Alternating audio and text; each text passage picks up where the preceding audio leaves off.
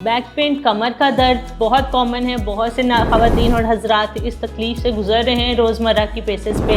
अगर पेशेंट की पेन टांगों में जा रही है, टांगों में सुनपन है, नमनेस है, पिंस एंड नीडल्स वाली फीलिंग है, चूंटियाँ चलती हैं पाँव के नीचे। बाइकर्स के लिए इधर अगर कोई बहुत ही ज़्यादा देर बाइक चलाता है या उसकी प्रोफेशन ही ऐसा है तो या इधर वो बेल्ट यूज़ कर ले तो वो उसको स्टूपिंग होने से रोकेगी। अगर टांग में दर्द भी है और वही टांग सुन हो रही है तो मोस्ट प्रोबेबली शैटिक नर्व पे कंप्रेशन है। अस्सलाम वालेकुम, उम्मीद करती हूँ आप सब लोग खैरियत से होंगे। पेन रिलीफ सीरीज़ की आज के एपिसोड में हम आपको वेलकम करते हैं।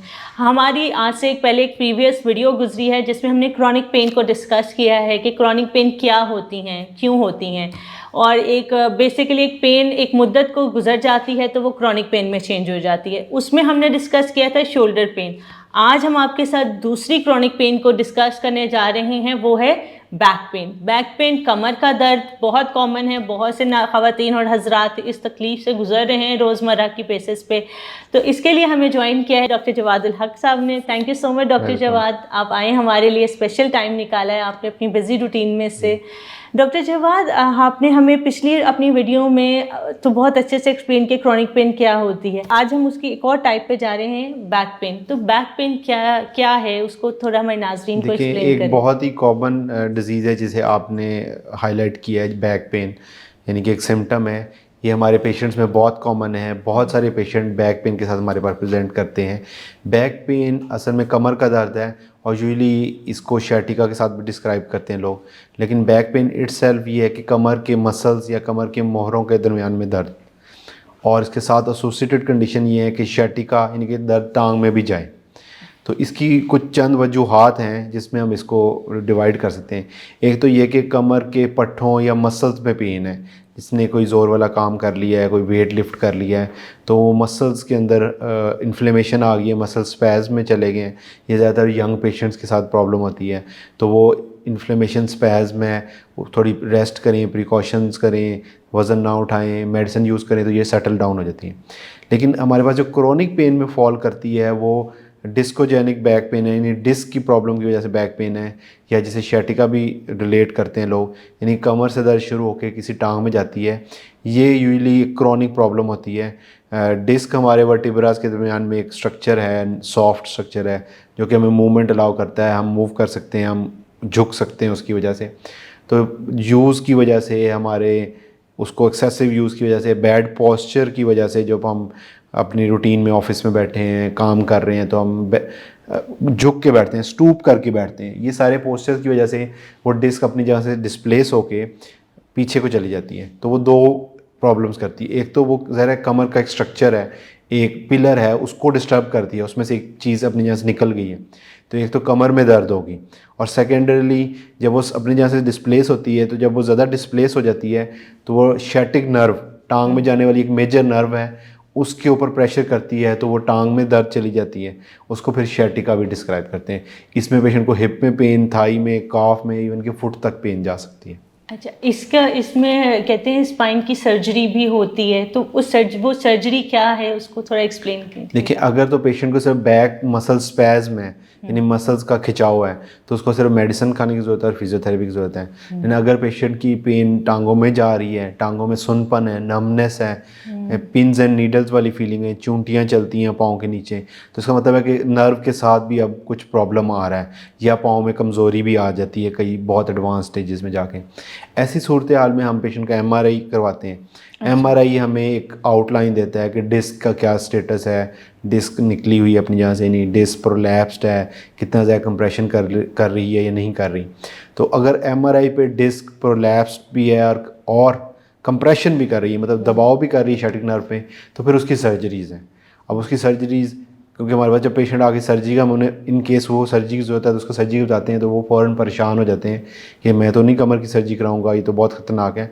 तो अब तो बहुत advanced form of back surgeries आ गई हैं या डिस्क सर्जरीज़ आ गई हैं, जिसमें सिंगल कट वाली कैमरे वाली सर्जरी है, 2 कट्स के साथ कैमरे वाली सर्जरी है, उसके अलावा माइक्रोस्कोपिक है, एंडोस्कोपिक है, बाईपोर्टल एंडोस्कोपिक है, यूनिपोर्टल एंडोस्कोपिक है, उसके अलावा मिनिमल ओपन सर्जरीज भी हैं। तो ये सारी सर्जरी से पेशेंट सर्जरी करवा के, अगर उसकी प्रॉब्लम डिस्क वाली है और सर्जरी ही उसका सोल्यूशन है, तो वो नेक्स्ट डे पेशेंट बहुत ज़्यादा हैप्पी होता है और चलता फिरता है। अच्छा, इसके बाद उसको ये पेन होने के कितने चांसेस हैं कि दोबारा उसकी पेन वापस आएगी? देखिए, अगर तो सही डायग्नोसिस हुआ है, एमआरआई किया है हमने, बैक के बाकी स्ट्रक्चर्स को भी देखा है, हर चीज़ की के ऊपर डिटेलिंग उसका तवज्जो दी है, तो फिर उसकी प्रॉपर डिस्क निकलने के बाद कभी भी दर्द वापस नहीं आएगी। मतलब अगर किसी को पुराना दर्द भी है तो ये सर्जरी से ठीक हो जाएगा, ठीक हो जाएगा। लेकिन जब अगर जैसे आपने बताया कि पुराना दर्द है तो उसके बैक मसल्स भी वीक हो जाते हैं एक क्रोनिक पेन की वजह से,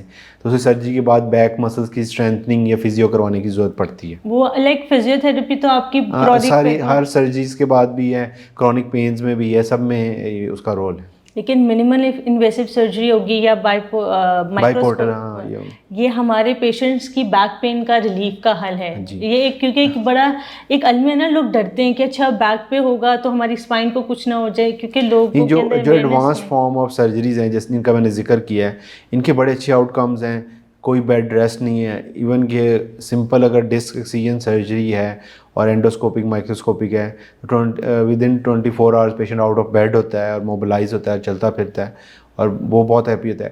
बहुत सारे पेशेंट खुद से ये कहते हैं कि अगर इतना ही मतलब सेफ़ था और इतना इजी था आफ्टर सर्जरी तो हमें पहले सर्जरी करवा लेनी चाहिए थी, क्योंकि पहले तो सिर्फ वो डर रहे होते हैं कि शायद पता नहीं क्या हो जाए। क्या अच्छा, अगर कोई बाइक चलाता है या फिर उनका ट्रांसपोर्टेशन का इस तरह का है या लॉन्ग आवर्स सिटिंग है, तो उनके लिए ये सेफ़ है?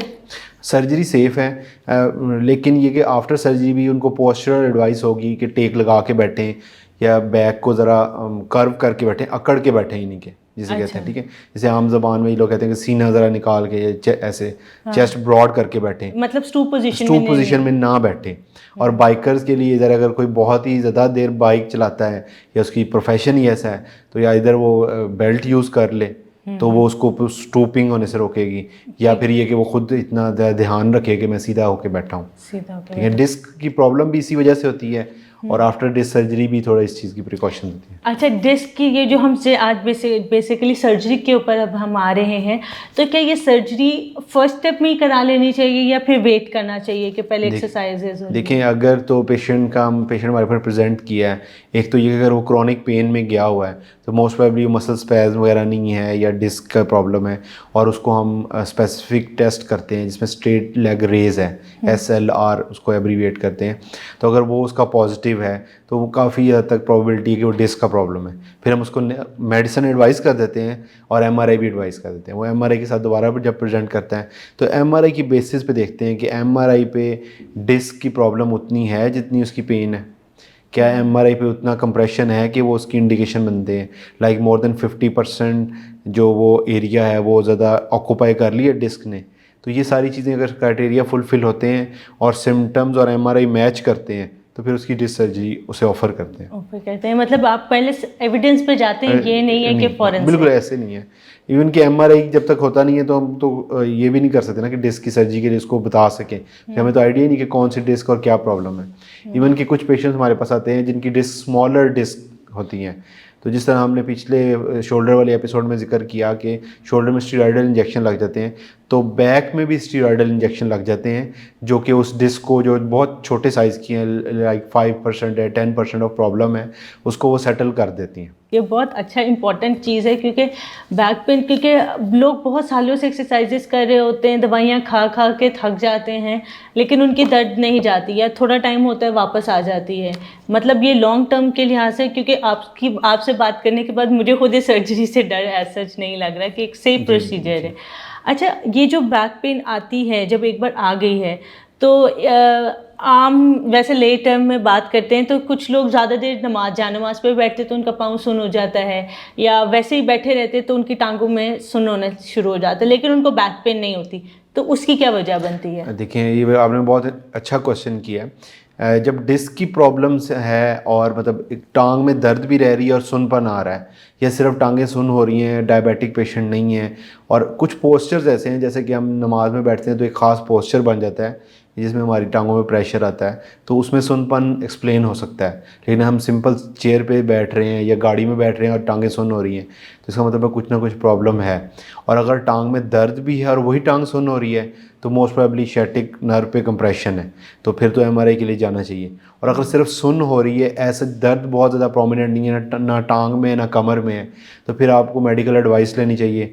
डॉक्टर एवेलुएट करेगा कि आपकी जो वो नमनेस है, वो नर्व्स की जो प्रॉब्लम है वो डिस्क की वजह से है या टांग में किसी जगह प्रेशर से है, तो वो फिर डायग्नोज कर सकता है इसको। अच्छा, मतलब ये जो देख रहे हैं, अगर उनको सिर्फ नमनेस आ रही है तो उनको डरने की ज़रूरत नहीं है, वो पोस्चर की वजह से। जो खासतौर पर हम नमाज का जिक्र करेंगे ना, वो तो एक पोस्चरल है, यानी नमाज करना है या चौकड़ी मार के कहना कहते हैं, उसमें भी जब हो जाती नमनेस तो वो पोस्चरल है। कुछ लोग लंबी देर दुआ मांगते तो कहते हैं हम दुआ मांग के उठे तो हमारा पाँव ही सुन था, वो 10 मिनट के लिए साइड पे खड़े होते हैं। वो ये चीज़ें तो पोस्चरली तो पॉसिबल है, लेकिन अगर कॉन्स्टेंटली रह रहा है और ऐसे पोस्चर में हो रहा है जिसमें किसी और को नहीं होता, मतलब मैं ऐसे पोस्चर में बैठा हूँ जिसमें मेरे ना आपको हो रहा है ना किसी और कोलीग को हो रहा है, लेकिन मुझे प्रॉब्लम हो रहा है, तो इसका मतलब है कि कहीं और मेडिकली कॉज भी है उसकी। तो इसके लिए हमें हमारे स्पेशलाइज्ड डॉक्टर के पास जाना चाहिए। अच्छा, आपके पास जो बैक पेन के पेशेंट्स आते हैं आपके हॉस्पिटल में, आपके क्लिनिक में, तो आप उनको कैसे ट्रीट करते हैं? देखिए, हमारे पास बैक पेन के पेशेंट आते हैं तो जो सबसे ज़्यादा हमने सीखा प्रोफेसर आमिर अजीज़ साहब से और जो हमारे दूसरे टीचर्स हैं कि आपने पेशेंट को ना एग्जामिन करना है। हमारे यहाँ हमने देखा है बहुत सारे डॉक्टर्स होते हैं कि बैक पेन के सिम्टम्स पूछते हैं और मेडिसिन एडवाइस करते हैं, तो हम फर्स्ट लाइन में ही पेशेंट को बहुत डिटेल्ड एग्जामिनेशन करते हैं 2-3 चीज़ों से उसको डिफ्रेंशिएट करने के लिए। एक तो ये कि सिर्फ मसल स्पैज़म तो नहीं है, दूसरा ये कि शैटिक नर्व पे प्रेशर के कोई साइंस नज़र आ रहे हैं, क्या कोई लेग में वीकनेस वगैरह तो नहीं आ रही, क्योंकि बहुत लॉन्ग स्टैंडिंग पेन्स के बाद पेशेंट अच्छी मेडिसिन खा लेता है, अच्छी क्वालिटी की मेडिसिन खा लेता है, थोड़ी प्रिकॉशन करता है, पेन सेटल हो जाती है, लेकिन वो प्रॉब्लम तो अंदर एग्जिस्ट करती है, तो वो टांगों में कमज़ोरी भी आने लग पड़ती है। ठीक है, ये सारा कुछ डिटेल से एग्जामिन करते हैं, उसके बेस पे पेशेंट को क्लासीफाई करते हैं। अगर तो उसकी टांगों में कमज़ोरी है, बहुत ज़्यादा लॉन्ग टाइम से पेन है जो सेटल नहीं हो रही, नमनेस है जो सेटल नहीं हो रही, तो फिर वो स्ट्रेट फॉरवर्ड हम पेशेंट को या तो एडमिशन ऑफ़र कर देते हैं या उसे कहते हैं कि एमआरआई के साथ हमें अगले ही दिन चेक करवाएं। और अगर तो वो इसमें फॉल नहीं करता, इन चीज़ों में डेंजरस साइंस कहते हैं इनको, तो फिर हम उसको जनरली मेडिसिन एडवाइस करते हैं, नेक्स्ट लाइन पे एक्सरेज एडवाइस कर देंगे, फिर एमआरआई देखेंगे ज़रूरत है कि नहीं है। बिल्कुल सही हो गया। तो आपके जब इस प्रोसेस से गुजरता है तो पेशेंट कितने टाइम में बेहतर फील करना शुरू हो जाता है, लाइक उसकी पेन मैनेजमेंट कैसे, कितने टाइम में रिजल्ट शो होना शुरू हो जाते हैं? देखिए, ये तो आपके बहुत इंपॉर्टेंट क्वेश्चन है।